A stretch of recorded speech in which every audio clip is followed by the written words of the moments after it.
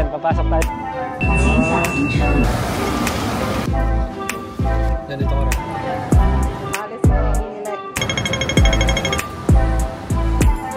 Ito. Gutter.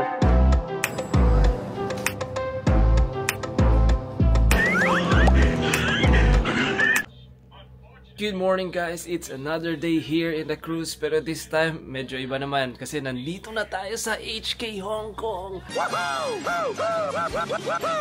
Anytime from now, maglaland na kami.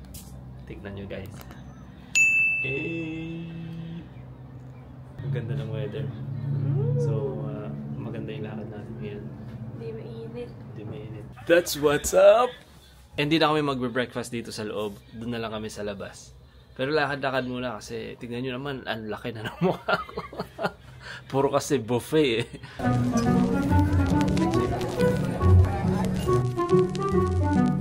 Pero you'll see, marami tayong bibilhin na like mga detergent. Kasi kailangan natin maglaba. Mga essentials ba? Pero guys, mamaya na lang. Pero nararamdaman ko yata yung aking chat. So yan, kita-kitsa lang mamaya sa baba. Bye! Nangunguna sa pila. Dito na kami sa exit gangway. Siyempre paunahan sa taxi niya. Hindi man tayo sumakses sa banyo, pero success naman sa pila.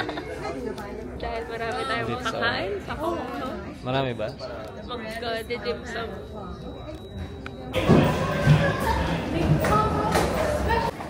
Guys, nandito na kami sa loob ng port. Feeling ko dadaan pa kaming immigration kasi pinag-ready kami ng copy ng passport. Pero pinibilisan namin para masulit namin yung oras. Malay mo, mahaba pala yung pila sa immigration. Nakasakay na kami ng taxi, guys. Mas organized to kaysa sa Vietnam. Tsaka hindi mainit. Ayun. Pero yung weather is foggy. Maambon kanina. Ang first stop namin is The Peak Tram. Yung tram. Ganda yung tram na yon pagka maaliwalas. Ngayon kasi foggy. Pero we'll see. Sulitin natin to guys. Ang ganda pala ng taxi nila, parang din sa Japan.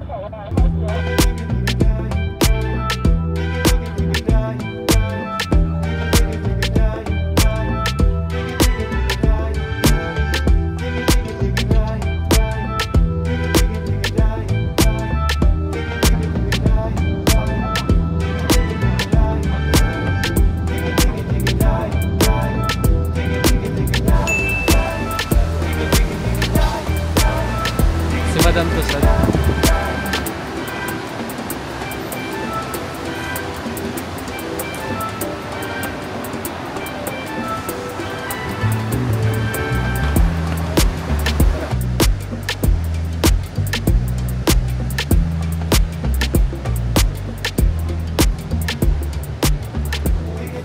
Dito na kami sa loob.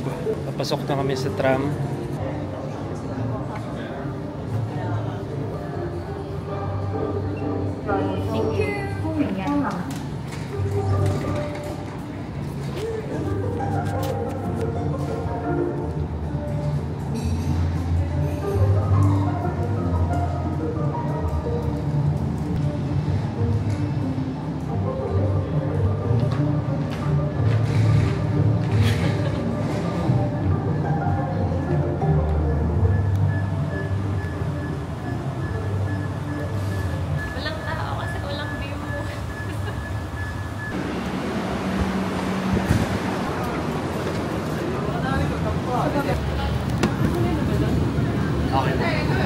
Guys, nasa loob na kami.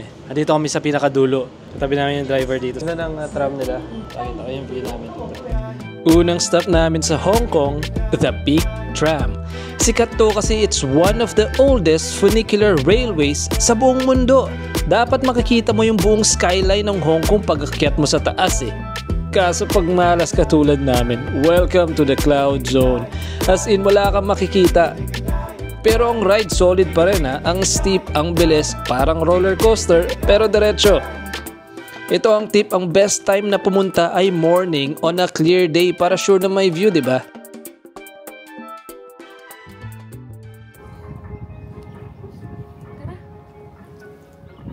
Tara. Baba na kami guys, bili na lang kaming keychain. Tsaka nail cutter, kailangan talaga namin ng nail cutter. Haba na eh. So ganoon talaga, what to do. Hindi natin makakontrol yung weather, pero makakontrol natin kung ano yung magpapasaya sa atin. Wow! So yan, balik na tayo sa baba. Kung gusto mong mga souvenirs, ang dami mong makikita dito, daming choices. May mga keychains, ayan o, keychains, may mga nail cutters, ayan. Meron mga, ito, kung ano man ito, one chai, keychains, marami. So marami kang pangpapasalubong. Dami guys. Ayan, ito na yung kukunin namin. Ikaw ka lang kukuha nail cutter? Yeah, ito na yung nail cutter, yung mga to. Yan. Pansamantala lang naman eh. So ayun guys, since limited naman yung time natin dito, and wala din naman masyadong view sa taas, babalik na tayo. Punta na tayo sa ating second destination, which is Yatlok. Yatlok.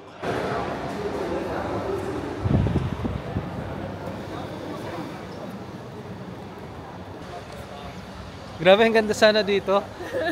Kaso wala akong makita. Ang foggy. Ang foggy. Para sa ating second destination, maglalakad lang tayo. 15 minutes daw as per the Google Maps. 800 meters. So almost 1 kilometer din. Grabe.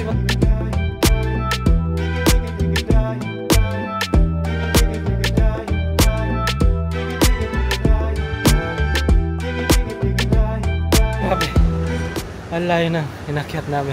Ito, bababa kami dito. Diyan, bababa kami dyan. Nakakapagod. Diyos ko Lord. Wala pa kaming kain. Dahan-dahan kasi madulas.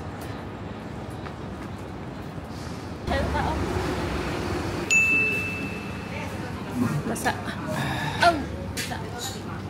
After that foggy fail, food trip naman kami. Diretso kami sa Yatlok, legendary roast goose spot. Michelin star sa halagang less than 100 Hong Kong dollars. Makakatikim ka na ng crispy skin at juicy meat na lutong Chinese style. Medyo maliit ang pwesto pero mabilis din ang service. Eto tip, umupo ka agad pag may bakante. No frills, just good food. Worth it ba? Yes, legit.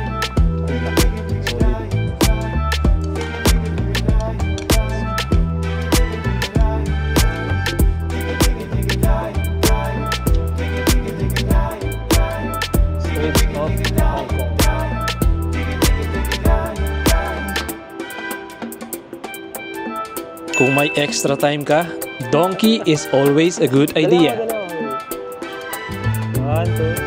Guys, nandito kami ngayon sa donkey. Donkey dito sa HK. Kami plano mag-donkey pero katabi lang namin. Lapit-lapit lang sila. So eto na yun, nasa likod namin. Ayan, papasok tayo sa loob at bibili na kung ano-ano. Pero tanong muna natin kung pwede yung card. Mamaya wala naman tayong pambayad. Kahit nasa Hong Kong ka, ang daming Japanese snacks, skincares, toys, name it. Pasulubong, meron. Emergency snacks sa ship, meron din. Pero warning lang ha, mapapabili ka talaga kahit wala sa plano.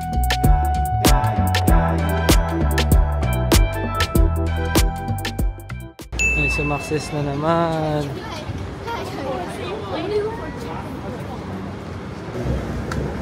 Sliding.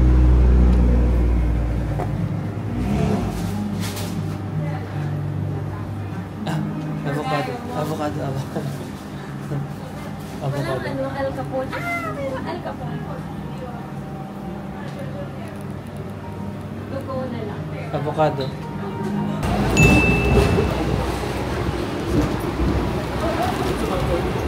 Tsambahan namin yung magandang pwesto. Papunta kaming Causeway, maraming stops din yun. Guys, maganda umupo dito sa taas ng dingding tram kasi kita mo talaga yung lahat. Buti na lang covered siya kasi naulan kanina. Yung mga ibang upuan dito basa eh.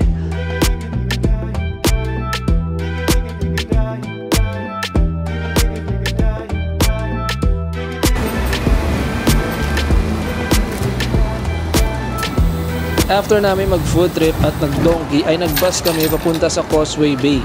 Alam nyo ba na ang Causeway Bay ay parang Times Square ng Hong Kong? Sikat to sa shopping, city lights at energetic na vibes. Kahit umaga pa lang ang dami ng ganap. Perfectong spot kung mahilig ka sa malls, street scenes at gusto mo lang mag-chill habang naglalakad. Kami nga nag-morning stroll lang dito eh. Konting window shopping at hanap ng coffee spot. Quick stop pero sulit, gising na city. Next stop, Bakehouse dito sa Causeway Bay for their famous egg tart. Kung may Hall of Fame ang egg tarts, ito yung top tier. Flaky, buttery crust, creamy egg filling, legit melt in your mouth. May konting pila pero worth it. Trust me, hindi ito yung basta-basta egg tart na makikita mo kung saan. This one's a non-negotiable stop.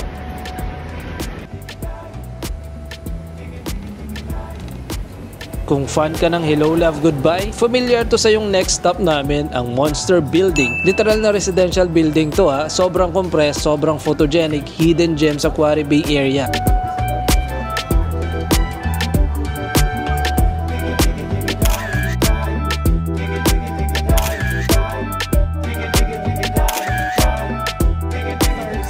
Last stop before balik barko, dim sum time. Hindi pwede hindi kumain ng hakaw at siomay pag nasa Hong Kong ka. Ito nahanap lang namin sa Google pero nagustuhan namin yung lasa, ang sarap. Ice water?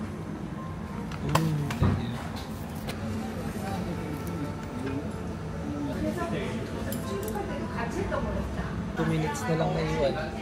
Buo na puno na. Wala pa.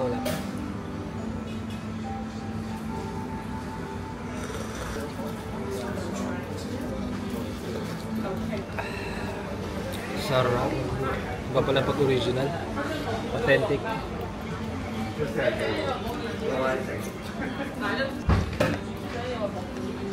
Manyaman, Jenny. Pakita mo sa kamera.